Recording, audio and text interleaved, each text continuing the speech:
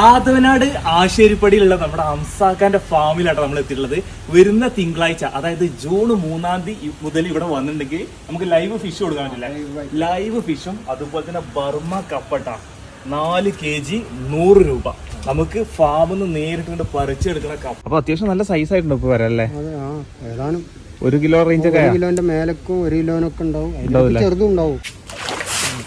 വാള തിലാപ്പിയാട്ടാ. ഇത് ഏകദേശം എത്രയായി?